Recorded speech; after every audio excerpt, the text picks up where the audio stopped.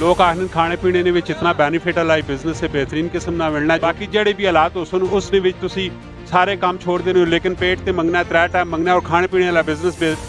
बेताज बादशाह बिजनेस होना है तुसा ने जेड़ा मैक्स बर्गर ने ना तो माशाल्लाह काफ़ी मशहूर भी है इस केड़ी खास केड़ी चीज़ तो सानी आइटम मशहूर है डेली ने तकरीबन खर्चा कितना क्वालिटी विच महंगाई छोड़ के जो मर्जी हो जुले क्वालिटी विच कंप्रोमाइज़ बाल बराबर भी नहीं एक काउंटर मेरा है इस काउंटर पे मेरे को दो ही मुंशी बैठे हो जिस टाइम इतने आया वहाँ तो मैं वेख्या तुम खुद अपने हथ नाल सारे काम पे कर रहे हो इसकी की वजह है बाकी इतने बड़े ब्रांड हैं जेडे वो अंडे वाला बर्गर 200-250 तो घट नहीं है बड़े ब्रांड तो मतलब बस है ना चिकन ना बिल आई तो 5 साल पहले अगर 10,000 रुपया बनना है ना वही चिकन ना बिल इस 12-13 साल पीक टाइम कितना वेखा ने ते लो टाइम कितना वेखा बस्ती का जाना माना नाम मैक्स बर्गर अभी मेरे साथ मौजूद है जी बल्कि इन्होंने कहा था जी मैं जो भी बात करसा पंजाबी च करसा ये सारिया गल्लां सारिया होसन पंजाबी च गल्लां करसा खरिया साफ सच्चिया ते सुचियां आमिर भाई कैसे हैं आप ठीक हैं अल्हम्दुलिल्लाह जी अल्लाह का शुक्र आमिर भाई कितने टाइम चो तुसी ये बिजनेस करने पैने हो तकरीबन सन 2009 तो कर रहे हैं 2009 तो यानी कि 12-13 साल हो गए जी बिल्कुल ही इस 12-13 साल च पीक टाइम कितना वेखा ने ते लो टाइम कितना वेखा ने तकरीबन 5वां साल है लो ही वेख है उस तो पहले ये है कि शुक्र अल्हम्दुलिल्लाह के अच्छा निज़ाम कारोबारी निज़ाम अच्छा है उस तो पहले अच्छा खास कर इन्ना 6 महीने साल ने विच की प्रोग्रेस निकली बेड़े ही गर्क हो गए कारोबारियां ने जो मिडल क्लास कारोबारी है जो छोटे कारोबारी है उन्होंने तो हालात ही खराब हो गए ने हकीकत गल है जी सीरीयस गल है सही गल है वो दस रहा चंगी गल है बिल्कुल होना भी ये चाहिए कि क्योंकि असा स्लोगन भी यही है कि गल्ला करसा खरिया साफ सचिया ते सुचियां अच्छा तुसी मैं दसो कि कितना कुछ स्टाफ है तुसा कोल थे मेरे को तकरीबन 13 तो 14 बंदे पहले आई तो 5 साल पहले 30-32 बंदा होना है तो हूँ 13-14 बंदे उन्हें 30-32 बंदियां जितनी तनख्वाह किन्ने ने अच्छा तनख्वाह 20 यानी के बाद की जिस तरह महंगाई वध सी उस तरीके नाल उन्होंने भी तो बचे हैं ना कि सिर्फ असी लोग ही जेड़े उन्होंने भी बचे हैं ना जेड़े 500 ते काम करना है उसना हूँ 1500 ते भी गुजारा नहीं होना करे ना भावें वो ग्रावां ना है तो भावें वो शहर ना है अच्छा तो की समझने हो कि सेल ने विच कितना कुछ फर्क पै सेल ने विच फर्क नहीं तो गल तुसी नहीं आख सकने हो अखराजात इतने बढ़ गए कि सेल तो पीछे ही रह गए नहीं है अखराजात बहुत ज़्यादा हो गए अखराजात अच्छा रॉ मटीरियल तुसी जड़ा खरीदने हो चिकन खरीद एक छोटी जी चीज़ चिकन ना बिल आई तो 5 साल पहले अगर 10,000 रुपया बनना है ना वही चिकन ना बिल आज 50,000 रुपया बनना है तो आज तो 5 साल पहले अगर असी 10,000 जेब विच पाने हैं तो आई असा वो 10,000 जेब वाला कट के मुड़ के लोगों देने हैं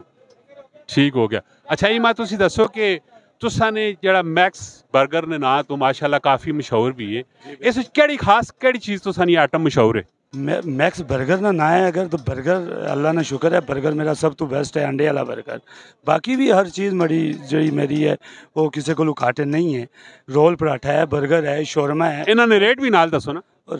रेट मेन्यू चलो सी वैसे बर्गर कितना देने हो मैं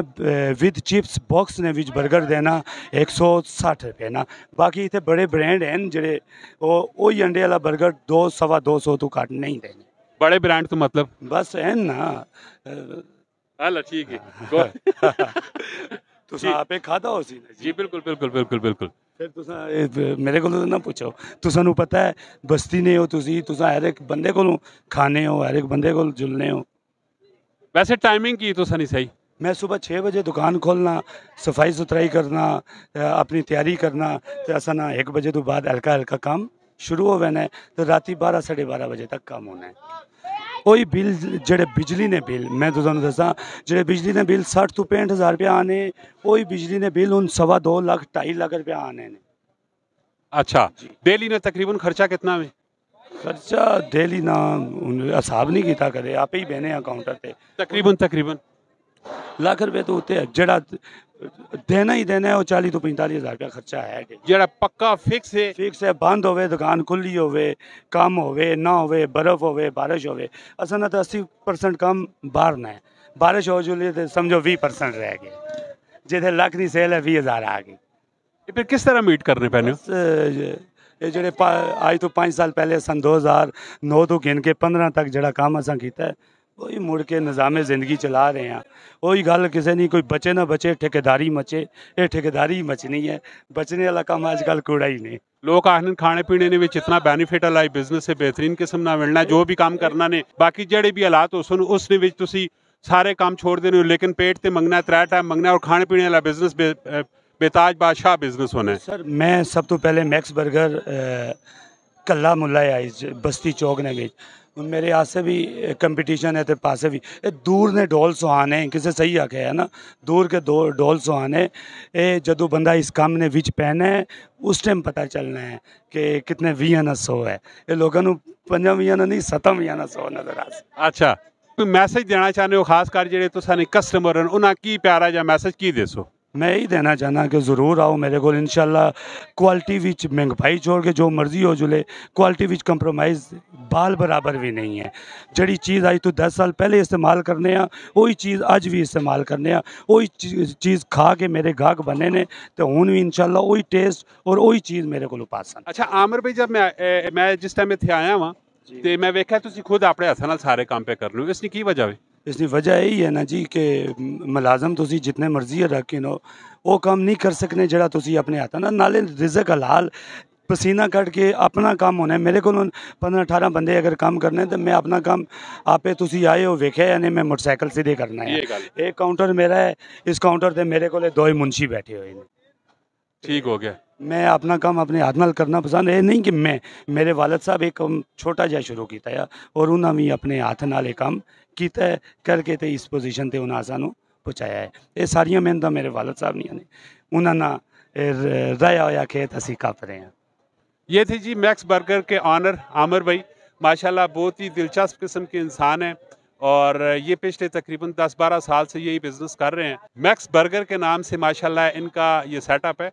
तो जब कभी भी आपका विज़िट हो बस्ती में तो इनके पास ज़रूर आएँ और ये बर्गर इनका बहुत ही टेस्टी किस्म का होता है और इंशाल्लाह प्राइस में भी रिजनेबल है। हालात वाक़यात जो कारोबार के है वो भी सारे आपने इनकी ज़बानी सुन लें